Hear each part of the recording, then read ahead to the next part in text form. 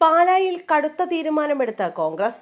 പാലാ നഗരസഭാ ഭരണസമിതിയിലെ കനത്ത തർക്കങ്ങൾക്കൊടുവിൽ സ്വതന്ത്ര കൂട്ടായ്മയ്ക്കുള്ള പിന്തുണ പിൻവലിക്കാൻ കോൺഗ്രസ് പാലാ മണ്ഡലം കമ്മിറ്റി അടിയന്തര യോഗം ചേർന്ന് പ്രമേയം പാസാക്കി. ഏറെക്കാലമായി ഭരണമുന്നണിയിൽ നിലനിൽക്കുന്ന ഭിന്നതകൾക്കൊടുവിലാണ് പാർട്ടി പ്രമേയം പാസാക്കിയത്. തീരുമാനം ജില്ലാ നേതൃത്വത്തിനും സംസ്ഥാന നേതൃത്വത്തിനും അയക്കാൻ നിശ്ചയിച്ചത്. ഏറെക്കാലമായി ഭരണമുന്നണിയിൽ നിലനിൽക്കുന്ന ഭിന്നതകൾക്കൊടുവിലാണ് പാർട്ടി പ്രമേയം പാസാക്കി തീരുമാനം ജില്ലാ നേതൃത്വത്തിനും സംസ്ഥാന നേതൃത്വത്തിനും അയക്കാൻ നിശ്ചയിച്ചത്. കേരള കോൺഗ്രസ് എമ്മുമായി യാതൊരു കാരണവശാലും സഹകരിക്കില്ലെന്നും കോൺഗ്രസ് മണ്ഡലം പ്രസിഡന്റ് തോമസ് കുട്ടി വ്യക്തമാക്കി. ഡിവൈഎഫ്ഐ സമ്മേളനത്തിന് കൊട്ടാരമറ്റം സ്റ്റാൻഡ് വിട്ടു നൽകുന്നതുമായി ബന്ധപ്പെട്ട നഗരസഭാ കൗൺസിൽ യോഗത്തിലുണ്ടായ നാടകീയ രംഗങ്ങളാണ് കോൺഗ്രസ് പ്രാദേശിക നേതൃത്വത്തെ ഈ കടുത്ത തീരുമാനത്തിലേക്ക് നയിച്ചത്.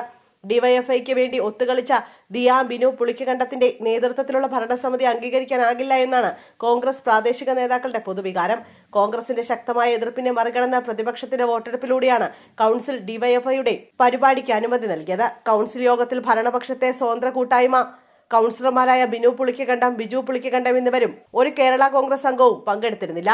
ഇതോടെ വോട്ടെടുപ്പിൽ പ്രതിപക്ഷത്തിന് ഭൂരിപക്ഷം ലഭിക്കുകയും ഡിവൈഎഫ്ഐയുടെ ആവശ്യം അംഗീകരിക്കപ്പെടുകയും ചെയ്തു.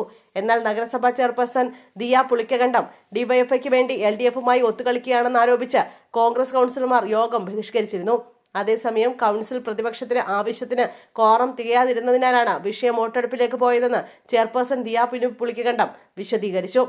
ഒരു മരണം നടന്നതിനാലാണ് തന്റെ പിതാവും അങ്കിളും കൗൺസിലിൽ എത്താതിരുന്നതെന്നും ഭരണപക്ഷത്തെയും കോൺഗ്രസിലെയും പല അംഗങ്ങൾക്കും വ്യക്തിപരമായ കാരണങ്ങളാൽ എത്താൻ കഴിഞ്ഞിരുന്നില്ലെന്നും അവർ വ്യക്തമാക്കി. കൊട്ടാരമറ്റം സ്റ്റാൻഡ് വിട്ടു നൽകുന്നതിൽ തനിക്കും കോൺഗ്രസ് അംഗങ്ങൾക്കും വിയോജിപ്പുണ്ടായിരുന്നു.